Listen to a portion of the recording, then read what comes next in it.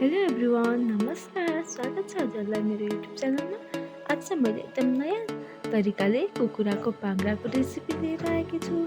सुरुमा त एउटा भाँडामा पानी बसाल्ने, त्यसमा थोरै नुन राखेर कुखुराको पाङ्ग्रालाई पनि यसलाई 5-10 मिनट जति बोइल गर्न राखिदिने। यसरी बोइल गर्दा चाहिँ यसको फोहोरहरू सबै निस्किन्छ र पाक्न पनि एकदम छिटो पाक्छ। यो बोइल भइसकेपछि यसलाई अलि सेलाउन दिने र यसलाई अलि सानो पिसमा काटिदिने। अनि त्यसपछि एउटा भाँडामा थोरै तेल राखेर यो सबै पाङ्ग्रालाई राखेर यसलाई एकैछिन मजाले राम्रोसँग भुट्नुपर्ने हुन्छ। हेर्नुहोस् त, पाङ्ग्रा यतिको भुटिसकेको छ।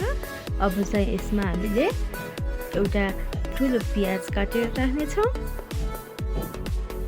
त्यसपछि एक चम्चा जति लसुन र अदुवालाई हल्का कुटेर राखेको छु।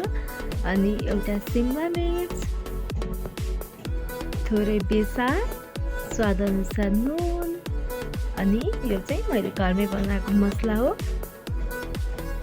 थोरै गरम मसला र 2वटा हरियो र रातो खुर्सानीलाई काटेर राखिदिने।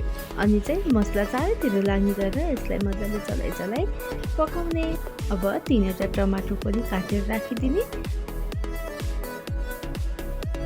अब यसलाई छोपेर 5 मिनट जति पाक्न दिने। अब चाहिँ हाम्रो यो पाङ्ग्रा बनेर तयार भइसकेको छ। यसरी पाङ्ग्राको तरकारी बनाउँदा चाहिँ यो एकदम नयाँ स्वादमा एकदम स्वादिष्ट बनेर तयार हुन्छ। अब चाहिँ माथिबाट थोरै प्याजको पातलाई पनि राखिदिने र यसलाई एकैछिन चलाइदिने।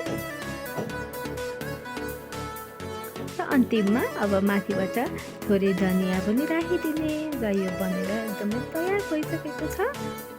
हजुरहरू पनि यसरी नै पाङ्ग्राको सब्जी बनाएर एकपटक अवश्य पनि ट्राई गर्नुहोला। भिडियो अन्तिमसम्म हेर्नुभएकोमा हजुरलाई धेरै धन्यवाद। अनि यो च्यानल सब्सक्राइब गर्न नबिर्सिनु होला है त। By by.